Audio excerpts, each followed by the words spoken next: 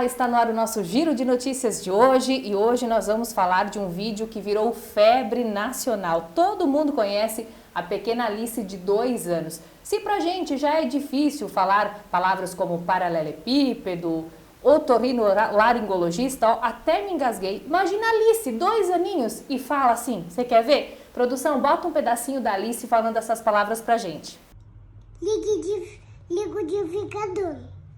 Peripécias. Peripécias. Paralelepípedo.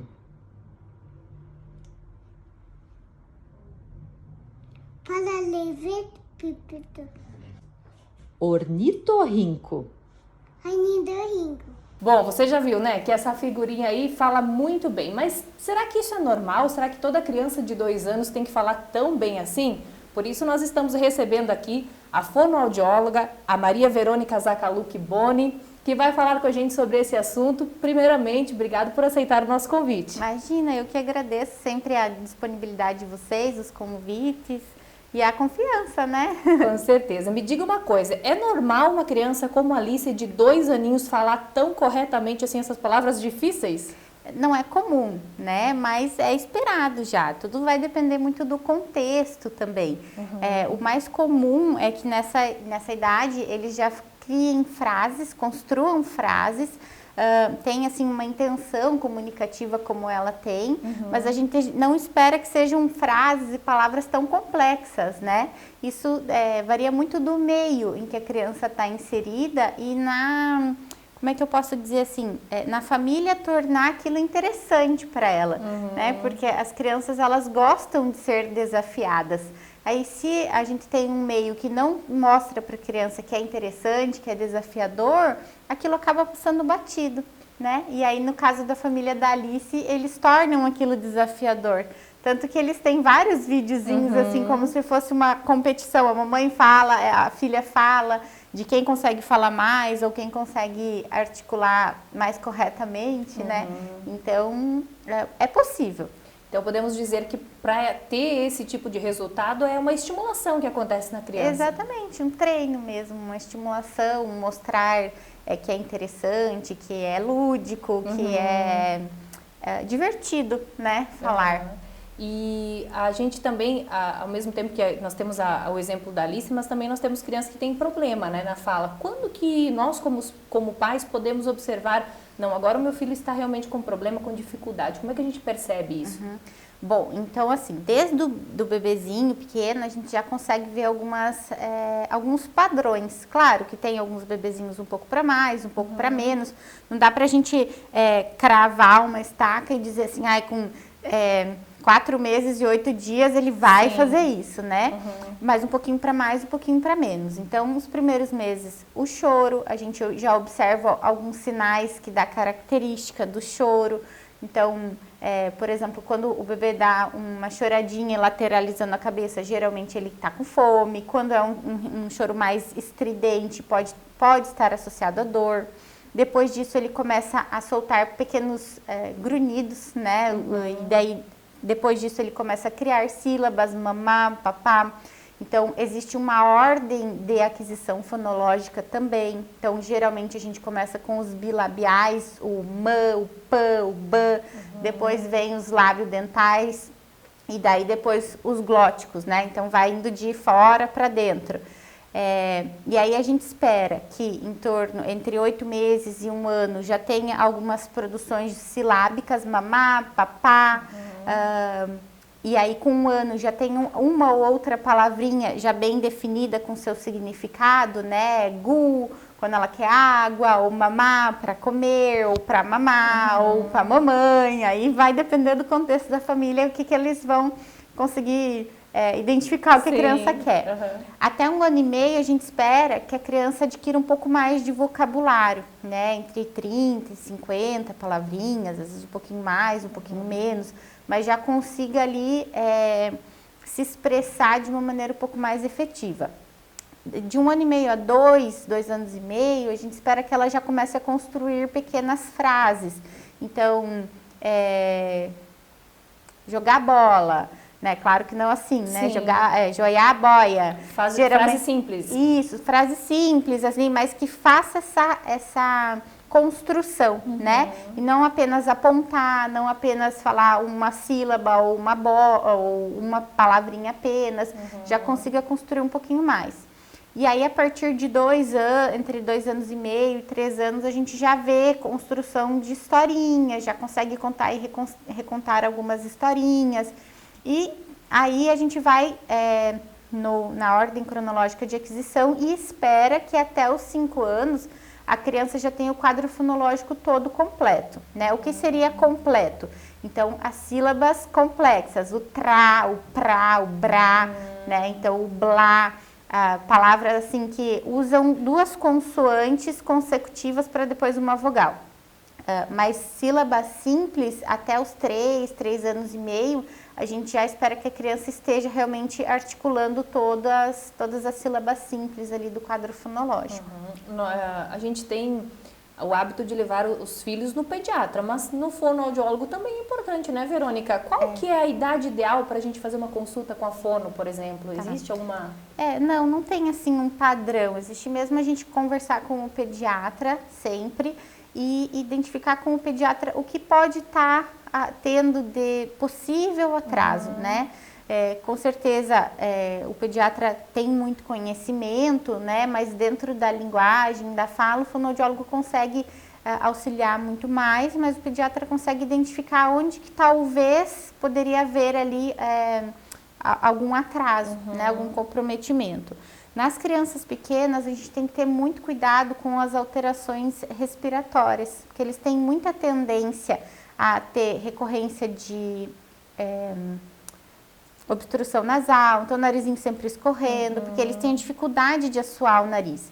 E essa obstrução nasal, ela causa um comprometimento de toda a musculatura orofacial, porque não respira direito, acaba respirando pela boquinha, acaba comprometendo toda essa musculatura. Então, primeiros sinais assim que a gente pode observar na criança, além de um atraso, né, disso que a gente comentou agora, quando ela respira muito pela boca, né, tem aquele padrãozinho assim de ficar com a boquinha muito aberta, muito olheira, quando a criança começa a ter dificuldade para se alimentar, então, só come pastoso, ou só toma mamá, coisas nesse sentido, ou só aceita um tipo de alimento, não consegue ter uma variedade maior de alimentação, porque muitas vezes a respiração oral, ela causa um comprometimento no paladar da criança, então ela tem ali uma seletividade alimentar, porque esse paladar está comprometido, porque a função que era respirar, que seria pelo nariz, está acontecendo pela boca, então está comprometendo ali todas as células receptoras da língua, da bochecha. Que mais?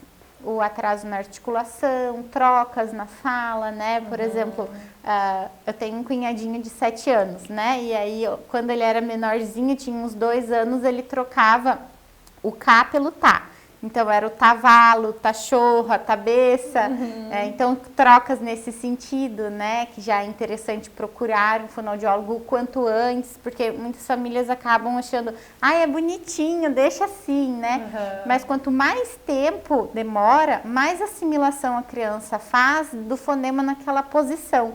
Então, lá na frente, mais difícil da gente conseguir adequar esse fonema na articulação correta. Então, quando a gente já vê essas trocas inicialmente, assim, já procurar pela avaliação fonoaudiológica, para que aí a gente também consegue reverter mais rápido, né? Então, o tempo de terapia também diminui. Com certeza. Falando ainda agora da Alice, voltando lá no vídeo dela, como que os pais podem incentivar os filhos a falar corretamente? Então, já que, como você disse, é tão bonitinho ver eles falando errado, né? E a gente tem a tendência de continuar a deixar que eles façam. Mas como é que a gente pode estimular eles a falar corretamente? Sim. Então, a primeira coisa é falando corretamente com eles, né? Outra coisa, assim, hoje celular, vídeos, filminhos, né? Tá muito impactado com as crianças. A gente vê, infelizmente, assim, uma terceirização. Eu vou dar o videozinho que fica quieto. Eu vou dar o videozinho que não incomoda, né? Só que, infelizmente, a gente vê um tempo além do necessário da exposição e o uso desse recurso como algo inibitório, né? Eu vou dar porque daí me deixa fazer outras coisas, exatamente. E a gente pode usar esse recurso a nosso favor. Então, tem muita gente que, eu sou contra dar o celular, eu sou contra dar videozinhos. Eu acho que a diferença entre o remédio e o veneno está sempre na dose, né? Quantidade. Exatamente. Então, se a gente utilizar esse recurso oferecendo estímulo de qualidade para essa criança, vai ser ótimo, vai ser maravilhoso, porque existem vários estudos hoje em dia que associam o uso da música no desenvolvimento do cérebro. Então, se a gente utilizar esses vídeos, essas músicas, essa ludicidade que os vídeos trazem para a gente, ofertando um tempo de qualidade com os nossos filhos, então, na hora de assistir um vídeo, pai e a mãe senta com a criança no chão, canta com ela, fala daquela imagem que ela está vendo, explica, vai e volta, usa sites que são assim, sites e canais que são mais focados no desenvolvimento da criança, né? Tem um canal que chama Nossa Vida com Alice, que eu adoro e eu sempre indico para as famílias, para elas assistirem com os filhos, porque ela vai cantando na música com a ludicidade e também traz a articulação. Então, assim, durante ao ato ali de assistir, a família pode falar, olha como é que ela faz com a boca, olha, vamos fazer junto? Eu vou fazer, olha para mim, agora é tua vez de fazer. Então, envolve a criança naquela atividade para que ela veja como é interessante. Igual a Alice, né? A Alice, ela gosta de falar as palavras grandes porque ela vê que é interessante, ela vê como é um desafio. E para as crianças pequenas, ali dos 2 até os 7, 8 anos, eles precisam desses desafios, né? Vocês já viram criança quando começa a caminhar? Eles gostam de subir em tudo, né? Você tem que cuidar com os armários, com as pias, porque daqui a pouco eles estão lá em cima ou se penduram nas gavetas das cômodas, né? Porque é uma necessidade sensorial que eles têm para que desenvolva todo o sistema sensorial deles, incluindo tátil, incluindo equilíbrio, né? Então, essa necessidade que eles têm de subir, que a gente acha assim, às vezes, meu Deus, que criança peralta, né? Não para, mas isso faz parte do desenvolvimento e é necessário, né? Para que as crianças consigam adquirir e desenvolver todas as habilidades necessárias para que futuramente elas aprendam a ler, a escrever e todas as habilidades necessárias para construir ali a sua carreira na vida adulta também. Tá certo. Obrigado, Maria Verônica. É um prazer receber você aqui e você nos dar um pouco do seu conhecimento. Imagina, eu que agradeço mais uma vez a oportunidade. Tá aí, esse foi o Giro de Notícias. Nós voltamos a qualquer momento com mais informação. A Tecnicom é o apoio que a sua empresa precisa para crescer.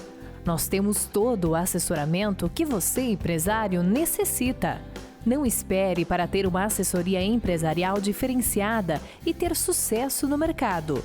Tecnicom, a sua melhor escolha.